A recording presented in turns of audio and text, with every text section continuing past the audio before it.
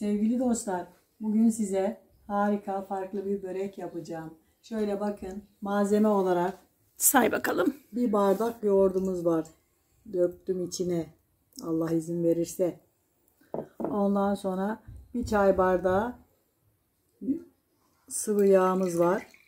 Onu da döktüm içine. Bakın, bir yemek kaşığı da sirkemiz var. Onu da döktüm içine. Bakın, bir tane de yumurtamız var. Sarısıyla beyazını açıyordu sevgili dostlar. Şimdi sarısıyla beyazını ayırmaya çalışıyorum. Ayırdım. Bakın. Ondan sonra şöyle bir tatlı kaşığı şekerimiz var. Ve biraz şöyle yeteri kadar tuzu herkes kendine göre atsın lütfen. Şimdi de mayamızı da koyduk muydu hamurumuzu yoğurmaya başlayacağız. Ama ki bu şimdi bunun içine şöyle güzelce bir bardakta ılık su koyduk mu oldu bir harika. Ondan sonra da aldığı kadar un koyacağız ve hamurumuzu yoğuracağız inşallah. Bir bardakta ılık suyum var su bardağına. Tamam, şimdi de aldığı kadar un koyacağım sevgili dostlar. Sevgili dostlar, 2 bardak un koydum ama benim unu ölçüme bakmayın siz. Çünkü unların yumurtanın büyüklüğü her şey etkendir. Şimdi bu 4 bardak koydum. Bakalım nasıl olacak. Göreceğiz şimdi. Bir yoğurayım. Böyle çok katı da değil, çok cıvık da değil, orta, yani ele yapışmayan bir hamurumuz olsun istiyorum. İnşallah. Yoğurunca? Evet, yoğurduğumuzda görüşürüz sevgili dostlar. Şöyle iyicene bir yoğuracağız tabii ki de.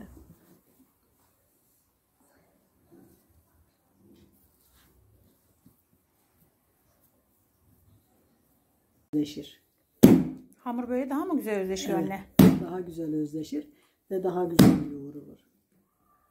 Hani hamura eziyet ettiğimizi düşürmeyin lütfen. İşte tamam. Şimdi toparlıyorum ve yoğurmaya devam ediyorum. Bakın toplayıcısıyla gayet güzel toplanır.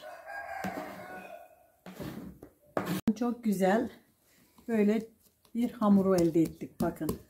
Şimdi üstüne streçleyeceğim ve mayalanmaya bırakacağım Allah izin verirse. O arada biz içini... Evet, bu arada da biz içini hazırlayacağız. Ki bu da burada mayalansın sevgili dostlar. Sevgili dostlar, hamurumuzun, böreğimizin içi için yarım kilo kıymam var. 1 tane kapya biberim var.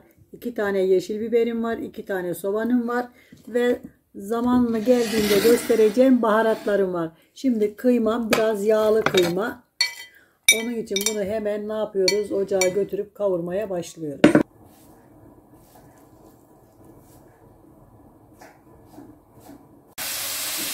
Kıymamız yağlı olduğu için pişerken yapışmasın diye birazcık su koyuyoruz. Bu şekilde ocağa koyduk. Soğanlarımızı bu incelikte ve bu küçüklükte böyle şu şekilde doğruyorum.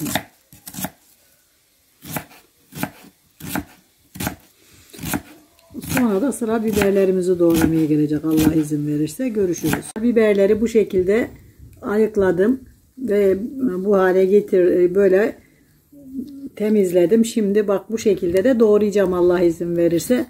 Bu biber çok acı olduğu için az doğradım. Yarısını buraya ayırdım. Bunlarsa tatlı biberler. İşte bu şekilde biberlerimizi de doğrayacağız Allah izin verirse içine. Doğradığımda görüşürüz sevgili dostlar.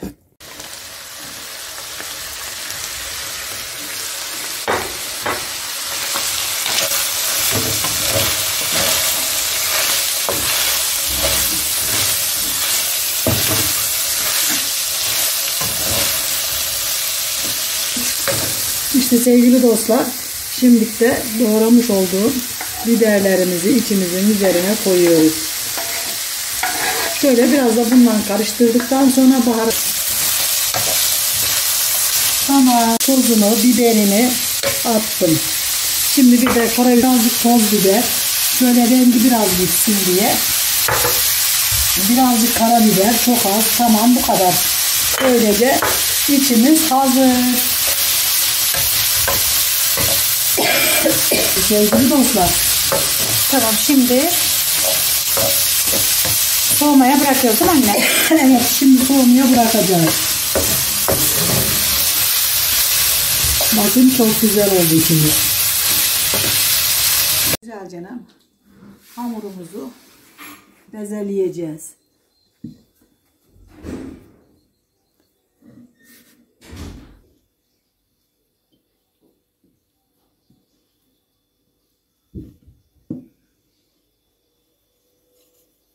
Tamam. Şimdi güzel canım. Bu hamurumuzu kaça bölsek? 8'e bölelim bakalım. Şöyle.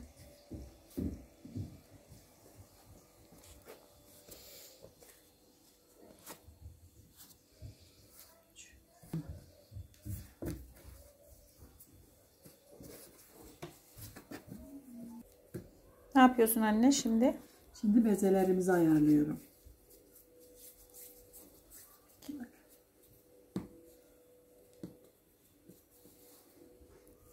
Böylece bezelerimizi yapıyorum. 8 tane bezeye ihtiyacımız var. Tamam, şimdi kaldırıp açacaksın değil mi anne? Evet.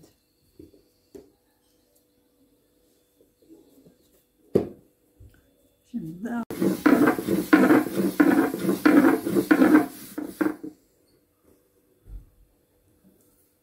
bugün baklava tadında harika bir börek yapacağım size. Kıymalı. Nişastaya gerek yok dostlar. Ben nişastasız açmayı seviyorum. İnşallah.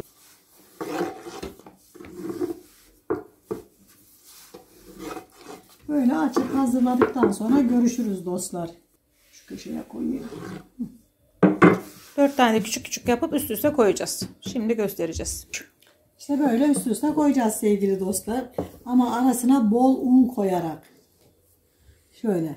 Bakın bol bol un koyarak böyle üst üste koyup açmaya devam edeceğiz. Bir tane seyircin seni izleye izleye 4 tane ekmeği, 3 tane ekmeği açmayı öğrenmiş. Ay, ne güzel. Hatta onu da sabitledim. Çok hoşuma gitti.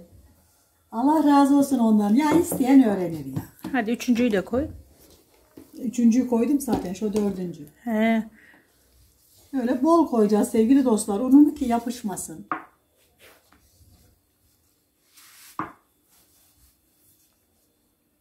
İşte böyle. Şimdi açmaya mı başlıyorsun? Evet, şimdi açmaya devam edeceğiz. Unumuz biraz hamuru yumuşak yaptım ya sevgili dostlar. Birazcık ununu fazla kullanacağım. Çünkü eğer hamurumuz yumuşaksa ununu biraz daha fazla kullanmalıyız. Açarken görüşeceğiz. Evet, açmaya başladık bile. Tamam.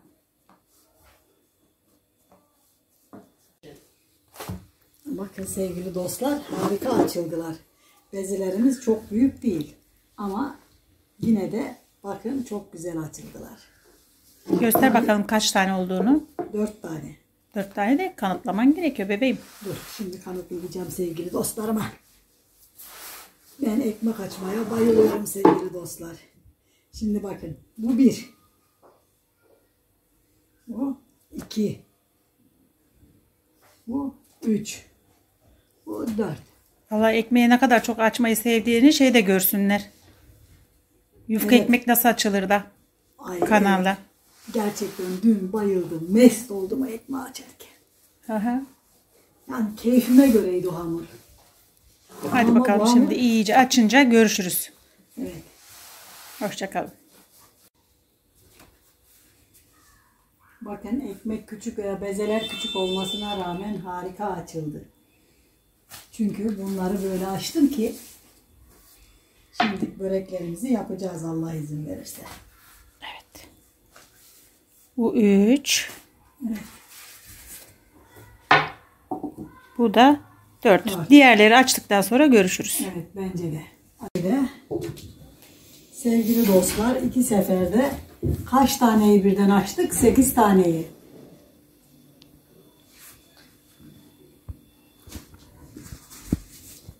Bakın hepsi de gerçekten birbirinden güzel ve birbirinden ince açıldılar. Harika açıldılar. Şimdi başlayalım işleme. Şöyle tam ortalı sereyim. Ve yağsını sürelim. Şöyle bakın şöyle birazcık yağlıyorum. Yağlıyorum bakın. Yani her yerine bir yağımız gelecek şekilde yağlıyorum. Şimdi şu ucunu hani kare olsun diye bir de şu ucundan şöyle yapıyorum ve güzelce hazırlamış olduğumuz harcımızı bakın güzelce donmuş harcımız. Soğumuş yani donmuş derken şu şekilde yapıyorum.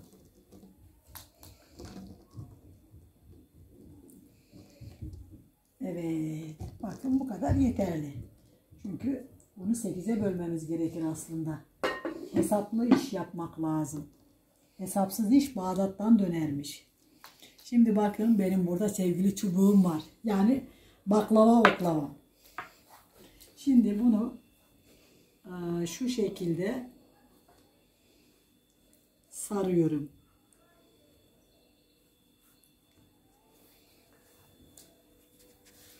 Bakın bu şekilde sarıyorum. Sarıyorum ve sardım. Şimdi bu şekilde bakın kırıştırarak tepsinin boyutuna getiriyorum. Ve benim kızım şimdi tepsiyi getirdiğinde içine koyacağız Allah izin verirse. Biraz daha karıştırmam gerekiyormuş. Şimdi oklavamı böyle çekiyorum. Ve bakın böreğimi bu şekilde koyuyorum. Böyle böyle inşallah böreklerimizin hepsini bu şekilde yapacağız. Tepsimizi güzelce yağladık. Tereyağıyla. Şimdi, kızım şu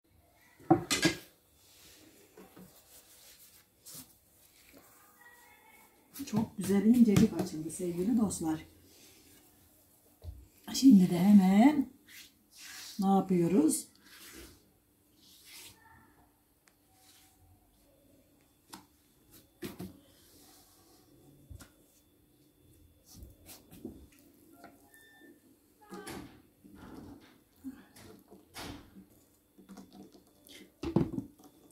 Ben kıyma koyuyorum ama siz herkes istediğini koyabilir. Patates koyabilir, ıspanak koyabilir. Yani ne bileyim her çeşit. Mantar koyabilir. Yani aklınıza ne geliyorsa. Her şeyi yani illaki şundan olacak diye bir kuralımız yok.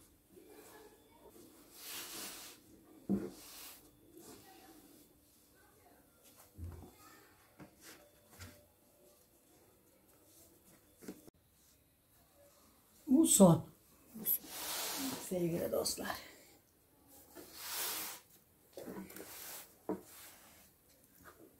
Tek kolla zor kaldırdım. Evet. Şimdi bunun üzerine bir bez örtüp pardon yanlış dedim dostlar. Üstüne yağsıyla şeyini sürüp doğru fırınımıza süreceğiz. Şimdi biraz yağın içine güzelce yumurtamızın sarısını koyarak yüzüne güzelce süreceğiz inşallah. Sür bakalım. Bakın çok güzel kıvamlı bir harcımız oldu. İnşallah yetiştiririk. Baklava gibi görünüyor. Ama baklava tadında yani baklava gibi üstü çıtır çıtır içi yumuşacık harika bir sevgili dostlar diyemedim peynirli börek diyecektim kıymalı börek yapıyoruz. Önce bir şöyle sürelim sonra rötuşlarını geçeriz inşallah. Tamam bitince görüşürüz. Evet. Şimdi fırına fırına gidiyoruz. Fırına koyuyorum. Herkes kendi fırını pişirme derecesini ve ayarlarını biliyor. Kendi fırınınızın her zaman pişirdiğiniz ayarda pişirin lütfen.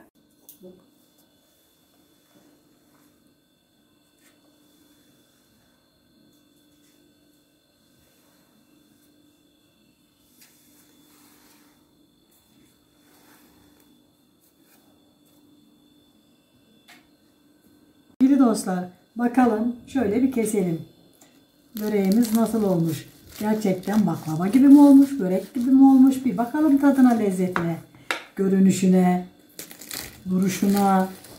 Ev yapımı baklavalarımızı da kanalımızda video oynatma listesinde baklava bölümünde bulabilirsiniz. Sevgili dostlar, nereden kestiğimi gözüm görmedi. Onun için hakkınızı helal edin lütfen. Bir tane daha keselim. Ve ondan sonra da servis tabağına alıp içini de bir görelim bakalım nasıl olmuş. Çıtır çıtır.